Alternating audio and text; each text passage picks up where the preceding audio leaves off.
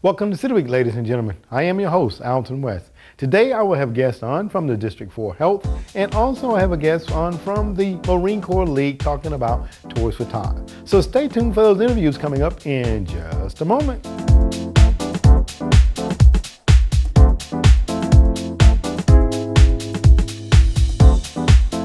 Welcome to City Week, ladies and gentlemen. Today I'm being joined by two ladies from the District 4 Health. First of all, I have the Adult Health Nursing Coordinator, Sandra McFadden. Hello. And I also have to my far left there, Jan Edwards, who is the Accreditation Quality Improvement Coordinator. Ladies, welcome to the show. Good morning. Well, it's a pleasure to sit down with both of you all, ladies. And Jan, I know that you and our relationship goes back a ways. It does. We've known each other for a very long time. And Sandra, I'm just meeting you for the first time this morning. So I want to just say welcome again to the show. And we're here to talk today about District 4 Health. And I want to just start out because I know a lot of people may have a little bit of confusion about District 4 Health and then the health department. So I'm going to start out, Sandra, if you don't mind, tell me a little bit about your role, and then we're going to jump into that if you don't mind, okay? I'm the Adult Health Nursing Coordinator, and I am more like I'm a liaison between the state office and the district office for adult health, women's health programs. Okay. Then also I'm liaison between the district and the county health departments. So we're program people at the district office on Main Street. We're program coordinators. Oh, okay, all right. And accreditation coordinator, Jan, tell us a little bit about what that means, and we're going to dive into that a little bit more momentarily. Okay, well, I'm the Accreditation and Quality Improvement Coordinator for District 4, and District 4 is made up of 12 counties in our region. Okay. So we're located at our district office on Main Street, but we are working on the accreditation process. Currently there are 3 district offices or districts accredited in the state of Georgia. You have Cobb Douglas, DeKalb, and Gwinnett Newton Rockdale. Okay. So we're hoping to be one of the first of the multi-county districts to be accredited. Okay, well, very good. And we're going to talk a little bit more in a moment how the community can get involved with that. And Sandra, I started out by asking a question about District 4 and the health department.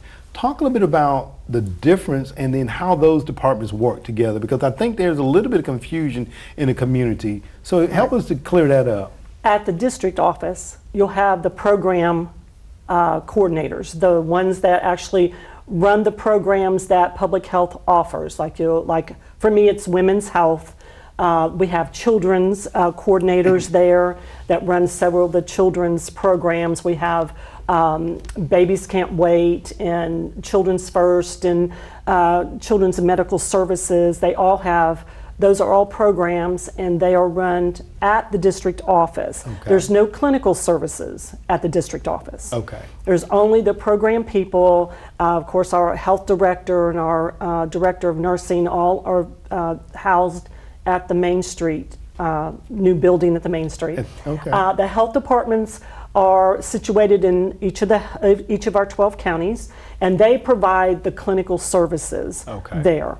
Whether it be medical or WIC or environmental health, those services are there at each health department. So if someone wants to get services, immunizations, or some of the other medical services or WIC, they would go to the health departments in the county, which here it's on Dallas Street, 900 Dallas Street. Okay. And that's where all the clinical services are. We don't see any patients or anybody at the district office on Main Street. Okay, so the difference basically is programs at the District 4, clinical services at the public health. Right. Okay, Yes. very good. Okay, all right. And two, I think a lot of times when in the community, people may have thought that the health department moved from Dallas Street to the Main Street location, but that is just the program piece of what you all do together, right? Yeah. Okay. We were housed at a different building in LaGrange, which people just didn't realize, and when that was come about with the new, that was confusion because they felt like they thought it was the health department. Absolutely. And we still have people coming over in, wanting health department services there. Okay, all right. Well, I mean, and Jan, you was talking about that 12 counties for the Yes. District 4, and you guys want to be one of the first multi-county as far as accreditation is concerned. Mm-hmm. Talk a little bit about accreditation and what does that mean? Well, we're looking to be accredited by FAB, which is the Public Health Accreditation Board located in Alexandria, Virginia. And it's a voluntary national accreditation program at this point. Ohio is the only state where it's been mandated to receive accreditation in order to receive their state funding. They've been mandated, I think, by 2018 to apply for accreditation. I think they must receive it by 2020 to receive state funding.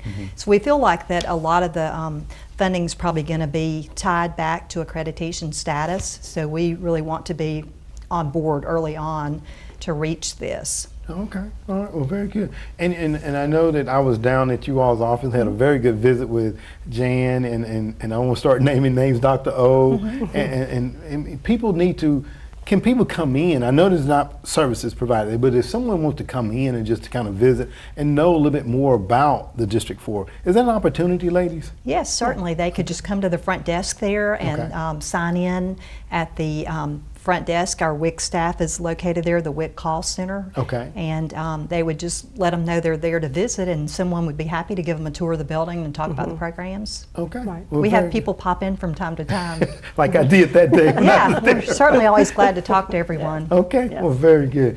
And Sandra, you were talking about programs that are offered through the District 4.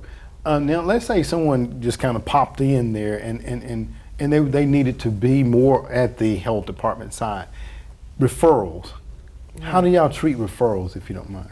Well, if they would come to the district office and say they wanted some kind of services, whether it be immunizations or maybe a women's health services, we would tell them what services were available and refer them to the health department. Okay. Give them that information, give them that address, and make sure that they're connected with those with the health department. Okay, all right, well, very good. And we was talking a little bit about just kind of walking in and everything of that nature. Why is it so important that these two agencies work together? Because there again, I think there's still maybe a little bit of confusion as to who does what.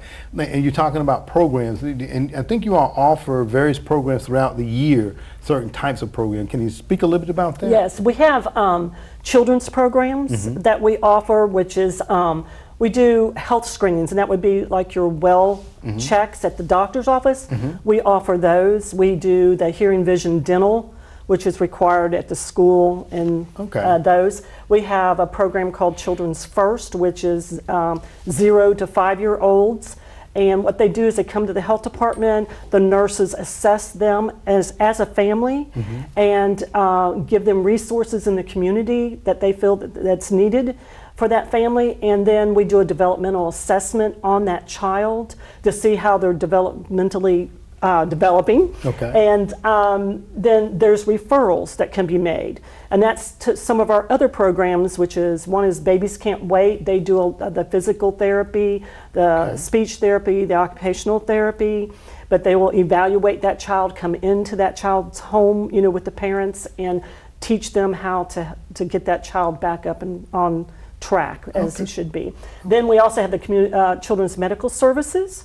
And those services are mainly for children who have more chronic conditions, asthma, spina bifida, just those type of things. They help with access to care, medical medications, and equipment that's needed. So there's several different programs under children.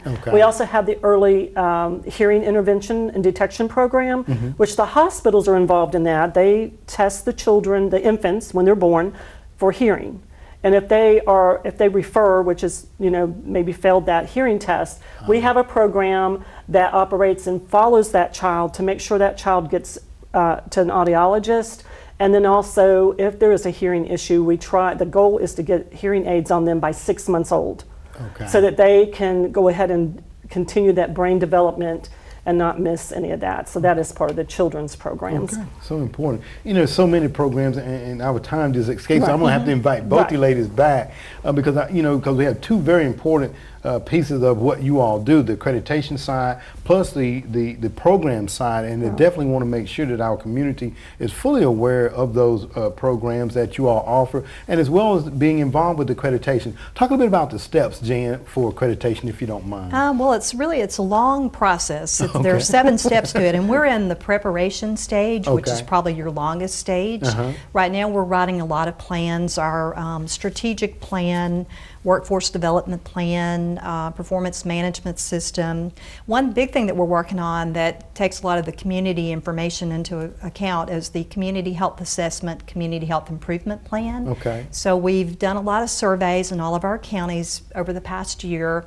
We're compiling that information, meeting with some of our community partners, and that'll kind of help determine our priority areas that we want to work on in the coming years. You may be familiar, the hospitals are required to do a community health needs assessment every 3 years. And so the accreditation process is going to be really helpful for us because it allows us to continuously improve our quality improvement piece of it. It's going to be really important, but it allows us to review our all of our processes and kind of make improvements. But it's a long process, like I said, so now we're writing all these, and then once we apply, we're hoping to apply the summer of 2017. And then we'll have another year to upload all of our data, because at the same time we have teams of people that are working on, there are lots of standards and measures, and we have to show that we're meeting all of these measures and standards. So we have groups of people working on that, and then I'm working on a lot of the plans as well. And then we have to show that we're implementing all the plans. So it's a really long process. It sounds like it. And a lot of people think that once you're accredited, that's the end, but it's really just the beginning. That's right. Yeah, it's just a continuous cycle. That's right.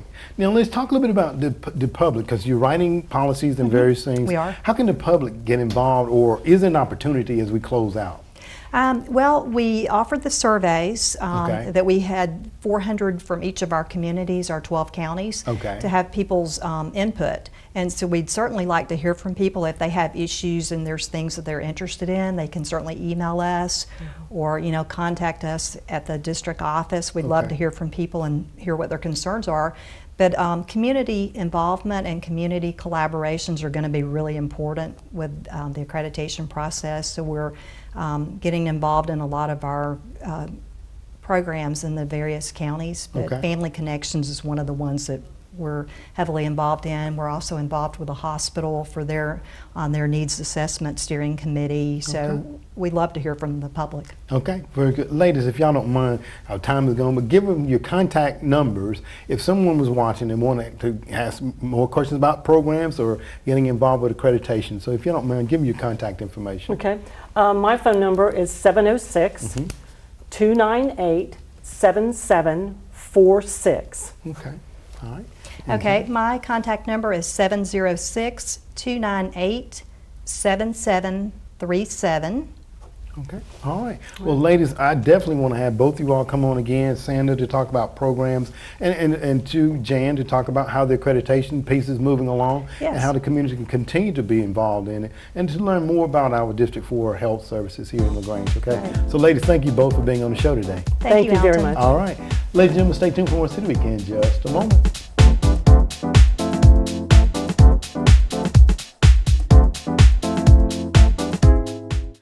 Welcome to City Week, ladies and gentlemen. Today I'm sitting down again with a gentleman that has been on the show for a number of times, Mr. Bernard Bledsoe of the Marine Corps Reserve. Mr. Bledsoe, welcome to the show. Okay, let me make a correction. I am with the Marine Corps League. Marine Corps League, okay. The Marine Corps Reserve are the active Marines that train at home and are available to be called up. For deployment, right? Okay. 50-some years ago, I was in the Marine Corps Reserve, all right. But no longer. So no longer. So if they called you, you wouldn't answer, right?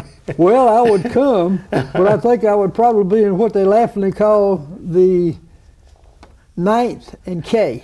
Marine Corps headquarters in D.C. is in 8th and I, and they say all of us old people can get called up right after that falls. Right after that one, okay, all right. Well, you know what, no, Mr. Bledsoe, all that being said, we do thank you for your service to our country to make sure that we enjoy the freedoms that we do here today. So thank you very much for your service. That is one of the reasons that most of the Marine Veterans Organizations and the other veterans organizations exist, for people to remember that freedom really is not free. It's Absolutely. being paid for every day. Absolutely. So thank you for your service once again. And even in that, you are still providing services to our communities through a program that has been around for a very, very long time. And that's the program that we're here to talk about today, and that is Toys for Tots. We are very happy to be a part of Toys for Tots. This is one of the folders that we pass out, and it's got the story on it. Interestingly, used to the posters, there was a big competition every year to design the posters. And in past years, people have seen a different poster every year. And several years ago, the foundation said that you're not doing anything to help your brand name if you keep changing your poster every year. So we settled on this poster, which has a Santa Claus in it and has a Marine Sergeant. I once was one. Okay. And have it out, and we have been sticking with that poster every year. Because brand is important, right? It is, so that people can recognize us all the time. And we have done fairly well with the Toys for Tots information. It's the same program. It's just distributed in different areas of the country. The Atlanta station will advertise with Toys for Tots. The Columbus station will advertise for Toys for Tots. And it's all a part of the Toys for Tots Foundation, which is operated by the Marine Corps Reserve. Absolutely. Talk a little bit about, because before we came on, you gave a very good history lesson about how Toys for Tots came to fruition. Share with us, if you don't mind. The first Toys for Tots operation was in Los Angeles, California, and it was in 1947. And the reserve unit out there collected and distributed about 5,000 toys. And the Marine Corps Reserve looked at that and said, that is such a great program, we ought to do it nationwide. So in 1948, all the reserve units in the country started collecting. And at that time, we were collecting used toys and fixing up old bicycles and that kind of thing. That went on until the 80s. And then consumer problems kept going on. And they said, one, every child really deserves a new toy. And two is, the liability issues are such that the Marine Corps Toys for Tots, the Marine Corps Reserve Toys for Tots program ought not to be involved in that. So from that point on, we collect new unwrapped toys for distribution to children at Christmas. Okay. And our goal for the thing is to provide a family with toys in advance of Christmas, so that they can have a Christmas just like my family and your family will have it, in whatever way they normally celebrate Christmas. And that's the goal we have here. Okay. Our Marine Corps League detachment, PFC Georgia Island Detachment 1040, was started down here in January of 2000. And we decided that our first civic project ought to be Toys for Tots. Okay. So we went down to, then it was Company L, the Marine Corps Reserve Unit in Montgomery, Alabama. We could either go into Atlanta and follow all that traffic, or go to Montgomery, and it's on the east side of town. That's right. And I'm an infantry officer anyway, so I just want to go. You want to go down that way, right? Go down to the infantry company. Okay. To the airway.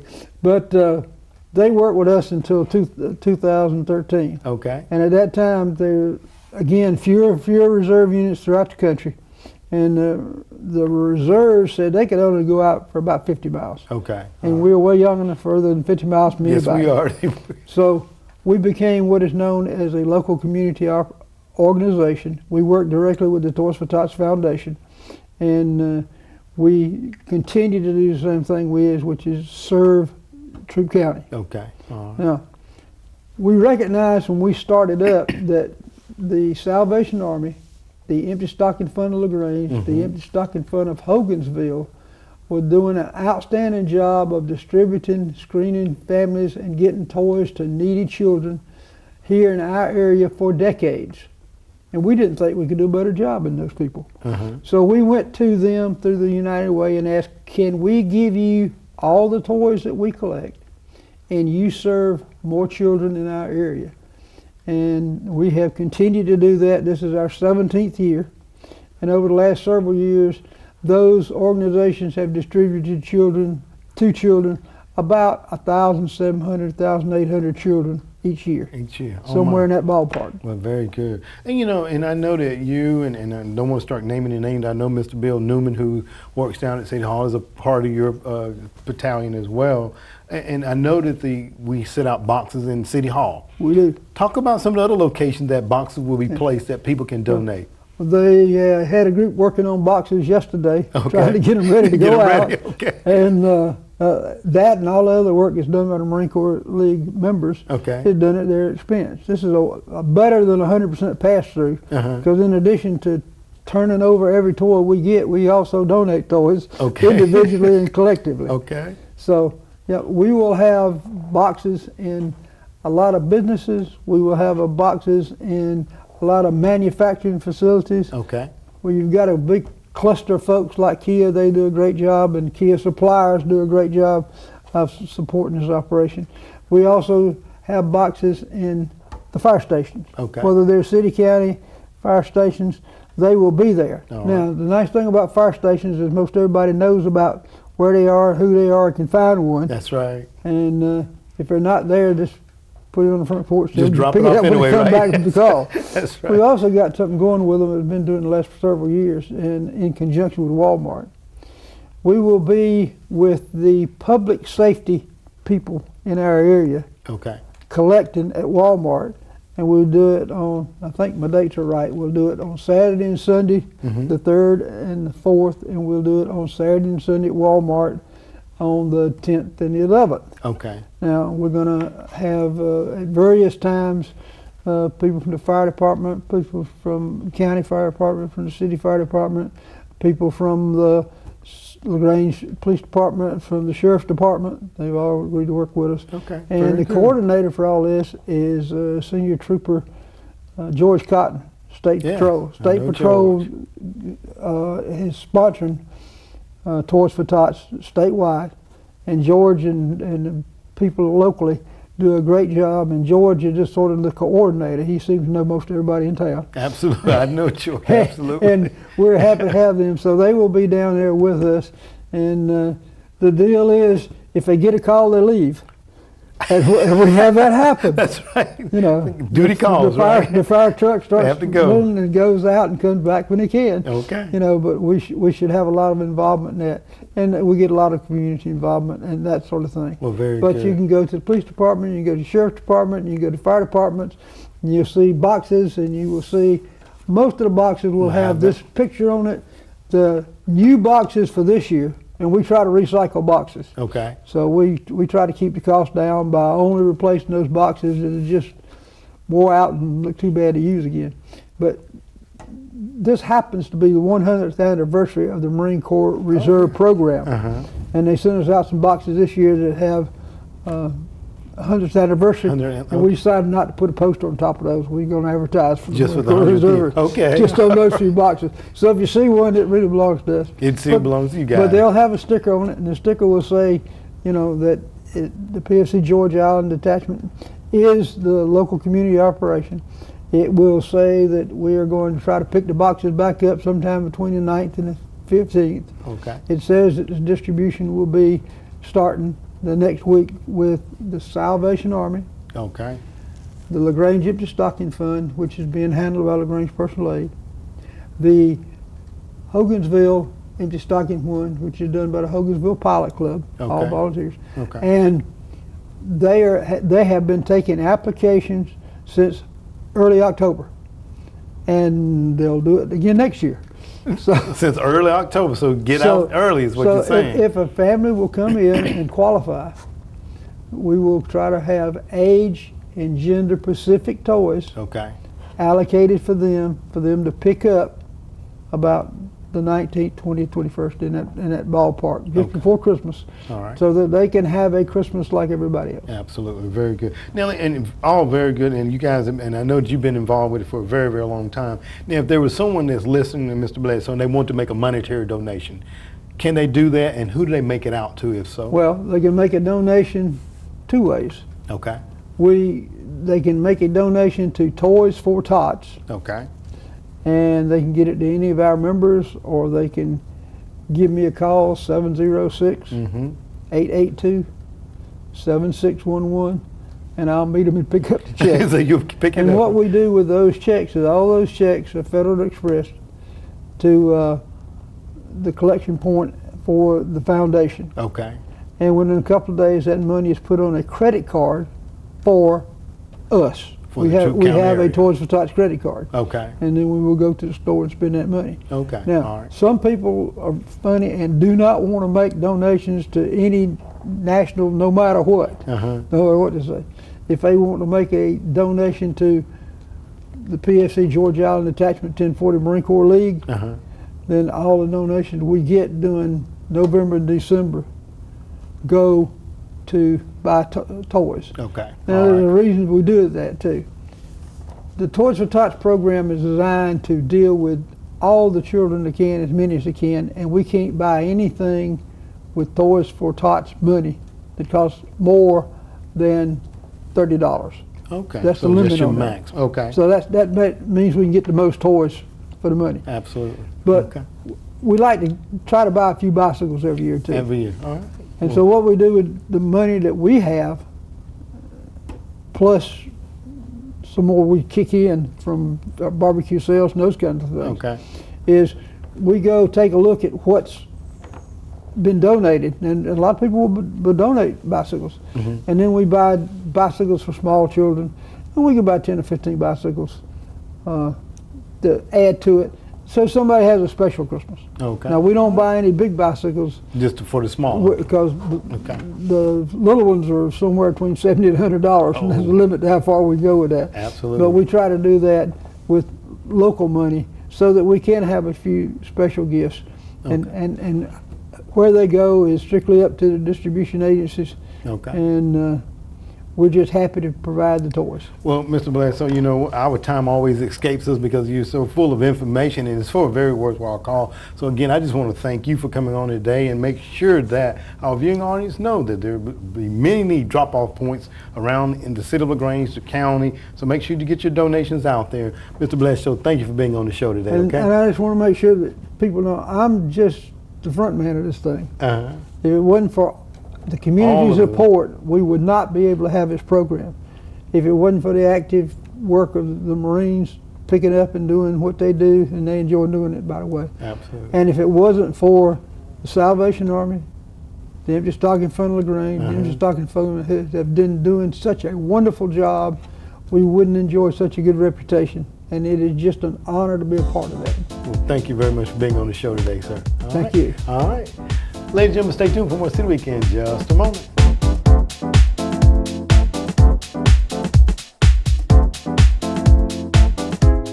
Ladies and gentlemen, thank you for joining City Week this week. My guests have been from the District 4 Health. I had on the Adult Health Nursing Coordinator, Sandra McFadden, along with Jan Edwards, who is the Accreditation Quality Improvement Coordinator, as they talked about the District 4 Health and how they differ from the Health Department. So ladies and gentlemen, by all means, if you have additional questions or comments, make sure you give them a call at the contact information that they gave you. Also, I had on from the Marine Corps League, the coordinator for Toys for Tots, Mr. Bernard Bledsoe, as he talked about the distribution locations and also how you can get a toys for your kids by making sure that you fill out an application. Ladies and gentlemen, I hope that you've enjoyed these interviews, and as always, I want to invite you back for more of City Week.